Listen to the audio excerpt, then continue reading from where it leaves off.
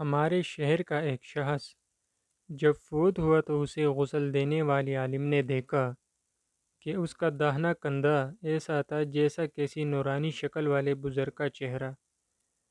قبر میں اتارتے وقت بھی عالم صاحب نے محسوس کیا کہ اس کے داہنے کندھے میں سے روشنی پھوٹ رہی تھی۔ دفن کے بعد امام صاحب اس مردے کے گھر گئے اور گھر والوں کو ساری کیفیت بتا کر وجہ پوچھی تو ماں نے یہ واقعہ سنایا۔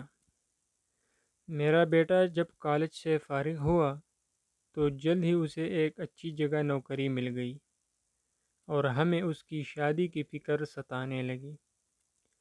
اچھی نوکری ہونے کی بدولت اس کے لیے اچھا رشتہ ملنا کوئی مشکل نہیں تھی۔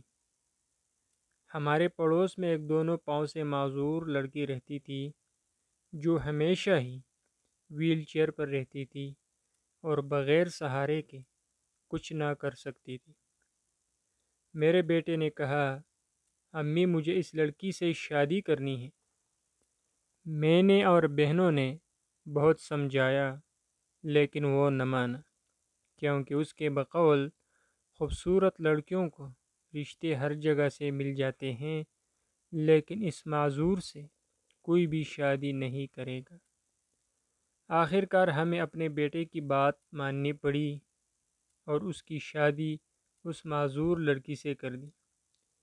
وہ ہر روز اپنا ناشتہ خود بنا کر اور اپنی بیوی کو کھلا کر آفس جاتا اور واپس آ کر بھی خود ہی سب کچھ کرتا۔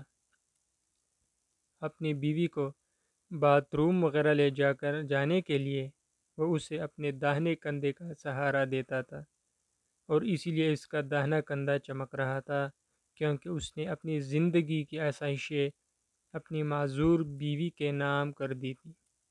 اللہ پاک ہمیں معذوروں کا احترام کرنے اور ان کی ضروریات کو سمجھنے کی توفیق عطا فرمائے، آمین۔